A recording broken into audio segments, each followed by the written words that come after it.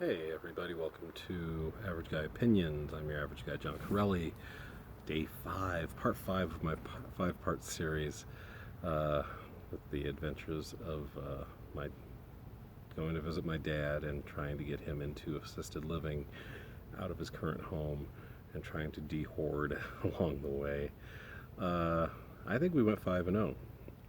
5-0 with an asterisk though, so I was taking each day and recording it as a win or a loss in my mind. And well, for one thing, yesterday we didn't have to go, so I did a supplemental.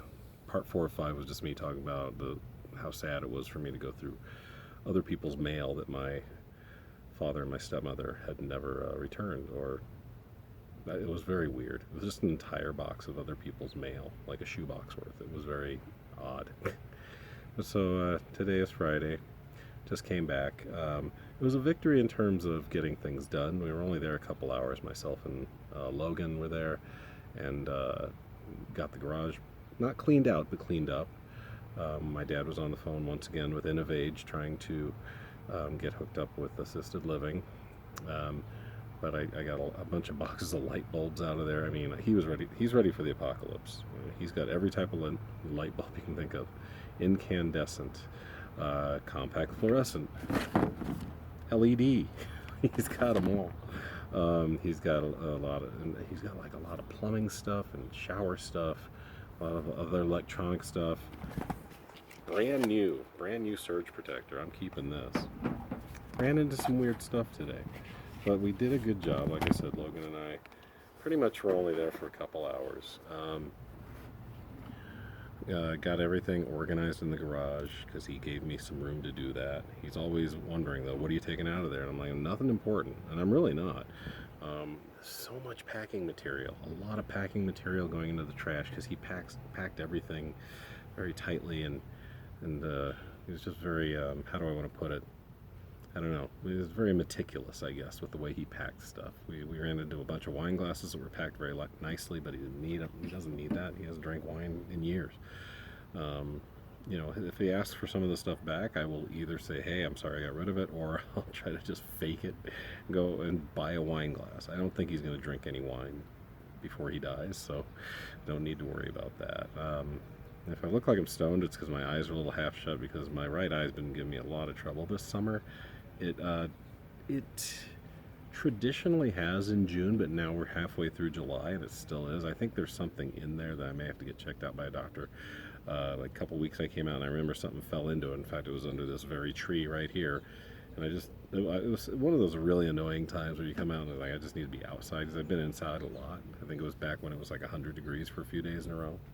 And I just sat here and I just thought, okay, this is good. I need to be outside. Literally, I'm just looking up and pink something in my, like 45 seconds, and I'm like, are you kidding me? And it would not come out, and it feels like, I don't know how it happened. It feels like it's in the lid because it still scratches the eye sometimes. And I've always had allergies, like I've mentioned before, and throughout the month of June, but usually by July 4th, I'm good. It hasn't been a horrible year for me, but it's been a little annoying that this eye keeps bothering me for the last couple weeks, so might have to get that checked out. But that's a long explanation of why I might look like Shaggy from Scooby-Doo right now, man. Maybe I need a Scooby snack or two. So I was calling this a win because it generally was. Some other cool things I found while I was in there. There's a postcard I sent to my father of Thelonious Monk. If I didn't mention it before, my dad was a big jazz fan. Hundreds of jazz records that Logan and I have cataloged at the price for him, and we will sell on eBay eventually. Read it to you. Let's see. So it was 92, so it was almost 30 years ago. In fact, oh, that's funny. July 20th, 1992, so almost exactly 29 years ago. And I addressed it to one great dad, 1243 Monroe Street, Denver, Colorado. Straight No Chaser, which is a Thelonious Monk reference. I believe one of his albums was called that. Definitely an album about him, or excuse me, a film about him was called Straight No Chaser. It's a good documentary about Thelonious Monk. It's a Straight No Chaser. Just wanted to say hi and I love you. Got this postcard at the record store. Reminded me of you. See you soon. Love, John. That was it. Now this is mine. It was weird to find it in the garage. Things like this kind of hurt my heart sometimes. I'm not gonna lie. I wish he had at least put it in a shoebox somewhere. I know that for all of his hoarding, he's also very disorganized. That's the way hoarders often are. I lose track of stuff. So this ended up in the garage, but it's mine now, and it's cool, and I like it, and I'll keep it, and I'll try not to get too upset about him not having it somewhere where he could think of me about it when he sees it every day. Found a Christmas card for me too. Don't know the date on this because it's not a postcard and the envelope wasn't with it. Dad, thank you for everything you've done for me. I love and respect you with all my heart. Your son, John. And this made me think about how we left things today. And this is why overall the week was a win, at least physically. We got a lot of stuff out of there. We got a lot of stuff done, way more than I expected. But at the end of the week, it feels like a tie because today felt like a loss because both myself and Logan argued with my father. And we shouldn't. We shouldn't. He's not going to change. He will take the argument the same direction to get you to say what he thinks he would have been a good lawyer. He's good at steering arguments and making it seem like you've lost, when actually if you stay on the point of the argument with him, you're in the right. You will win the argument. But that's not the way he works. So we got into arguments about our usual stuff. Logan and I are pretty much democratic socialists. He is a capitalist. We've explained the flaws in the capitalist system. And instead of maybe him explaining flaws in the socialist system, he just pounds home how great capitalism. We're like, it's not that great. We had reasons for why it wasn't that great.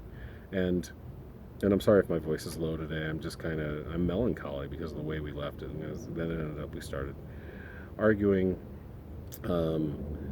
Logan came into the middle of an argument my father and I were having in the backyard. I just shaved my dad's face, got him down to my level, and he said, my dad said something offhand, and Logan just goes, Jesus Christ. And now, I may have mentioned this before, but Logan's not trying to insult anybody. I say it all the time too.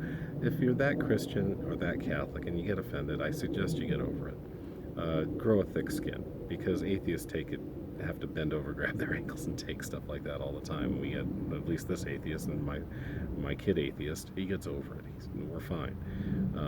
So if someone says Jesus Christ, we're not aiming for you, Christians. We're just it's just an expression. My dad acted all hurt by it. And I say acted because I don't think he really is that upset about it. He goes, I'm a Catholic and this is my home. And I said, fine, we're out of your home. And which was good because we were on our way out anyway. But unfortunately, this also came at the end of a heated argument between me and him about the riots last year, or what he calls riots, what I call protests. There were a little bit of both.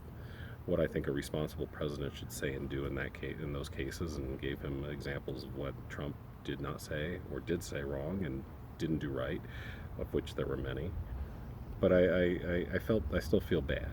And by the way, another thing about this, I remember that was kind of a narrative last year during the protests, and said, okay, this is where you need to talk to your parents, talk to your grandparents, tell them how wrong they are.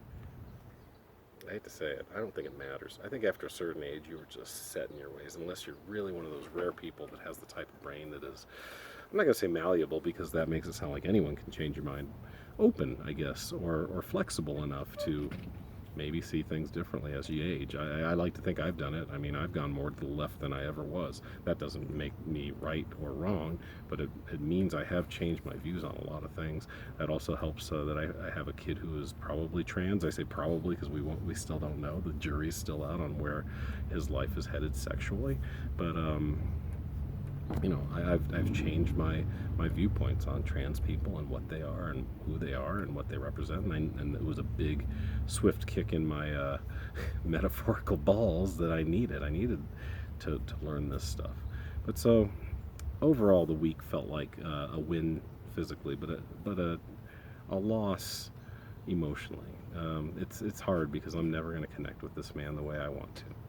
And I think it's hard on him because he sees that I have a connection with my kid the way he's never had one with me. I think it's hard for a lot of baby boomers versus Gen Xers. Gen Xers saw what our fathers did wrong, and we've tried to do it right with our kids. Not all of us. I've seen tons of shitty dads my age. I'm not perfect either, but I think I put in the effort, and I think I've reaped the rewards from putting in the effort. And frankly, he didn't, and still doesn't.